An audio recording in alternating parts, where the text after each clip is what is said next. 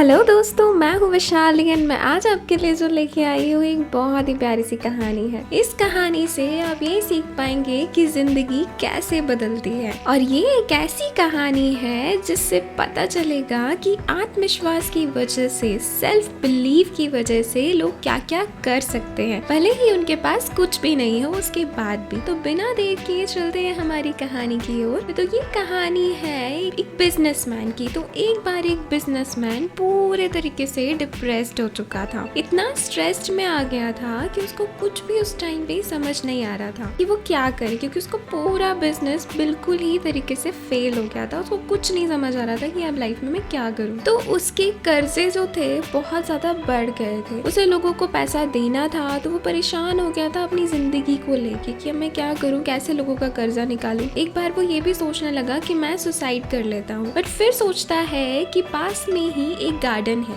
एक वॉक लेके जाता हूँ। फिर वो चलते चलते गार्डन की तरफ पहुंच जाता है और वहां जाके उसको एक बूढ़ा आदमी दिखाई देता है। तो वो बूढ़ा आदमी उसके सामने आता है और बूढ़ा आदमी उसको बोलता है कि बेटा क्या प्रॉब्लम है। तो वो बिजनेसमैन अपनी सारी प्रॉब्लम्स उस बूढ़े आदमी को बता देता है कि मेरा बिजनेस अच्छा नहीं चल रहा है और मुझे लोगों का बहुत ज़्यादा कर्जा देना है और मेरी लाइफ में बहुत सारी प्रॉब्लम्स अभी चल रही है। तो वो बूढ़ा आदमी बोलता है बस इतनी सी बात है, और वो बूढ़ा आदमी अपनी जेब से एक चेक बुक निकालता है और चेक साइन करके दे देता है और बिजनेसमैन को बोलता है ये पकड़ो मेरी तरफ से चेक और अपनी सारी प्रॉब्लम्स खत्म कर लो। वो बिजनेसमैन बोलता है अरे मैं आपसे ये चेक कैसे ले सकता हूँ, बट वो बूढ़ा आदमी बोलता है ये पैसे जो है मैं तुम्हें दे रहा हूँ, ये सिर्फ ऐसे ही नहीं दे रहा हूँ, तुम्हें 1 साल के बाद मुझे यहीं पे मिलना है और इसी गार्डन में आके लौटाना है मेरे सारे पैसे।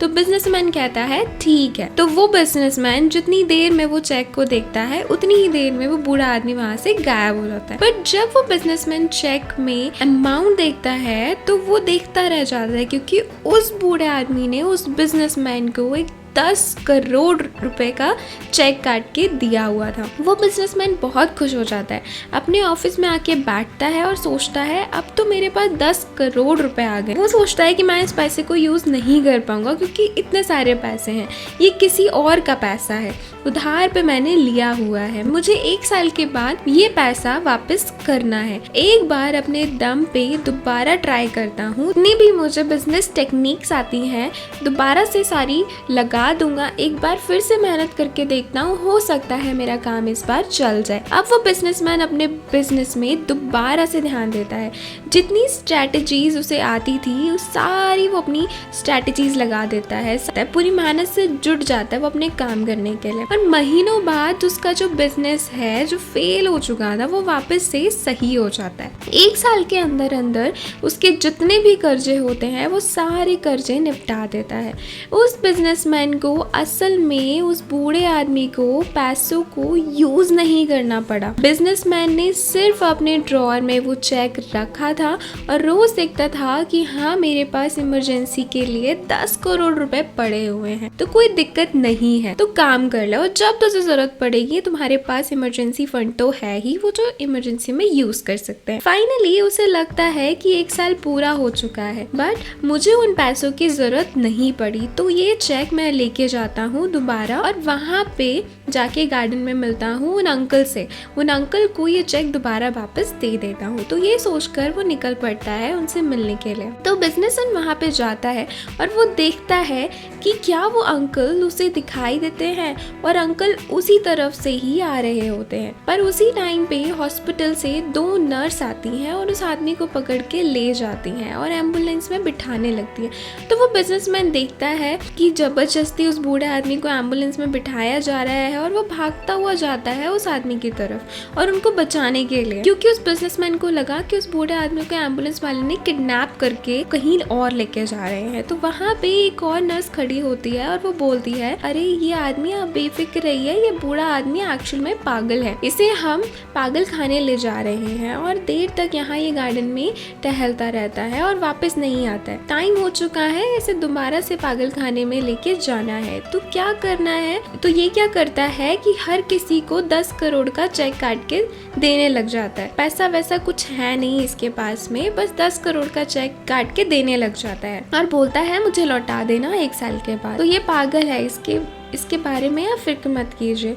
अब वो बिजनेसमैन एक तरीके से कंफ्यूजन में आ जाता है कि भाई मैं 1 साल से ये सोच रहा था कि मेरे पास 10 करोड़ रुपए हैं और वो तो नकली थे, इस आदमी के पास पैसे तो हैं ही नहीं। मुझे तो लगा था कि मुझे 10 करोड़ रुपए मिल गए हैं और इमरजेंसी के टाइम पे मैं उसे यूज़ करूँगा, और इसीलिए मेरे पास इतना कॉन्फिडेंस आ गया कि मैंने अपने बिजनेस को दोबारा से बिल्ड कर दिया, बट मेरे पास कभी पैसे थे ही नहीं। तो फ्रेंड्स, इस कहानी से हमें क्या सीख मिलती है? इस कहानी से हमें सीख मिलती है कि जो सेल्फ कॉन्फिडेंस होता है, आत्मविश्वास जो रहता है, वो बहुत बड़ी चीज होती है। आपको खुद पे भरोसा होना चाहिए, खुद में आप में कॉन्फिडेंस होना चाहिए। आप देखिए कि आपको सच में पैसे की जरूरत होती है। जब आप बोलते हो कि मुझे बिजनेस करने के लिए पैसे चाहिए या किसी काम करने के लिए पैसे चाहिए, नहीं, कभी कभी हमें वो आत्मविश्वास चाहिए होता है कि हम डरे ना और हम आगे बढ़ते रहे। आपको एक्चुअल में लोगों की सहारे की जरूरत नहीं होनी चाहिए। आपको खुद में बिलीव होना चाहिए और सेल्फ कॉन्फिडेंस होना चाहिए।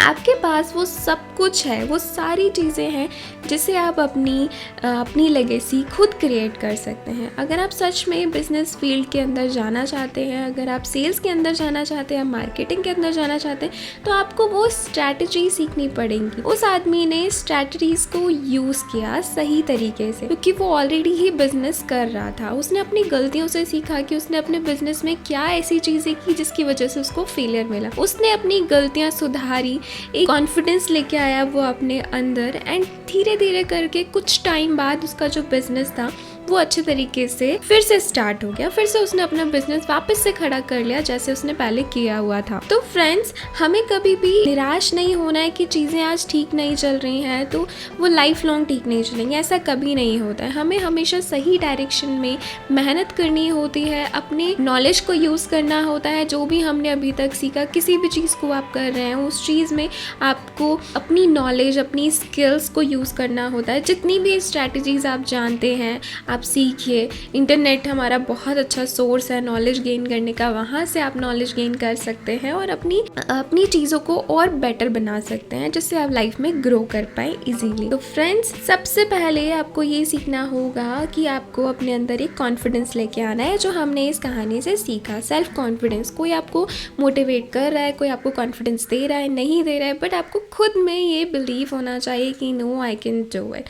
तो अगर आप ये चीज़ अपने मन में लेके आएंगे तो आप उस काम को करने के लिए खुद ही कोशिश करेंगे, आपको किसी और के मोटिवेशन की ज़रूरत नहीं पड़ेगी। सेकंड थिंग, आपको ये पता होना चाहिए कि जिस भी चीज़ में आप जा रहे हैं, जिस लाइन में भी आप जा रहे हैं, उस चीज़ में आपको सही नॉलेज होना ज़रूरी है, सही स्किल्स आपको पता होनी चाहिए, सही डायरेक्शन आपको पता होना चाहिए और क्या स्ट्रैटेजीज आपको यूज़ करनी है। भले ही वो बिजनेस हो या कोई भी लाइन हो, किसी भी चीज़ में आप जाना चाहते हैं, यू नीड टू नो कि उस चीज़ के लिए हमें क्या क्या चीज़ों की ज़रूरत है। बिना किसी प्रिपरेशन के आप जाएंगे तो डेफिनेटली आपको फेलियर ही मिलेगा। तो सबसे पहले आपको अपनी एक लिस्ट बनानी है जहाँ पे आपको प्रिपरेशन करना है उन चीज़ों के लिए, और चीज़ें लिखनी है कि इन चीज़ों के साथ में जाके अपनी शुरुआत करना चाहता हूँ, भले ही वो बिजनेस हो या कोई भी फील्ड हो। एंड थर्ड थिंग जो आपको करना है वो है पेशेंस। कोई भी बिजनेस, कोई भी चीज़ एक दिन में खड़ा नहीं होता है, उसको टाइम लगता है। तो आपको हर एक चीज़ को टाइम देना होता है। अगर हम पढ़ाई भी करते हैं तो उस चीज़ को हमें 1 साल देना होता है नेक्स्ट क्लास में जाने के लिए। कोई भी बिजनेस एक दिन में खड़ा नहीं होता है, तो आपको उस चीज़ के लिए टाइम देना होता है कि मुझे इस टाइम के बाद ये चीज़ मिलेगी, और डेफिनेटली आपको वो चीज़ मिलेगी कुछ टाइम के बाद। तो जस्ट आपको पेशेंस रखना है, अपने आप को डिमोटिवेट नहीं करना है, मोटिवेट करके रखना है और पेशेंस रखना है, और एक टाइम ज़रूर आएगा जब आपको उस चीज़ में सक्सेस मिलेगी। तो इस कहानी से हमने बहुत सारी अच्छी अच्छी चीज़ें सीखी। सो फ्रेंड्स, मैं फिर मिलूंगी आपसे एक बहुत ही प्यारी सी मोटिवेशन, इंस्पिरेशन कहानी के साथ। जब तक आप मेरी वीडियोस को लाइक करिए, सब्सक्राइब करिए, और मैं रोज़ आपके लिए नई नई मोटिवेशन स्टोरीज लेके आती हूँ। हर इंसान को मोटिवेशन की ज़रूरत होती है, कहीं ना कहीं एक टाइम पे आके हर इंसान डिमोटिवेट फील करता है। इवन मैं भी फील करती हूँ, इतना मोटिवेट करने के बाद में, तो वो सबकी लाइफ में एक ना एक पॉइंट आता ही है। लेकिन मैं आपके लिए एक ऐसी वीडियोज़ लेके आती हूँ जिसे सुन के आपके अंदर से वो फील आएगा कि हाँ, मुझे शुरुआत करनी है नई चीज़ों की, मुझे मोटिवेटेड रहना है। एंड मैं होप करूँगी आप सब भी मेरे वीडियोज़ देख के काफ़ी मोटिवेट फील करते होंगे और आपके अंदर एक नई मोटिवेशन की लहर आ जाती होगी। तो thank you so much and मैं फिर मिलूंगी आपसे एक नई वीडियो के साथ। जब तक आप मेरी वीडियोज़ को लाइक करिए, सब्सक्राइब करिए, अपने फ्रेंड्स और फैमिली मेम्बर्स के साथ शेयर कीजिए। Stay safe guys, stay healthy.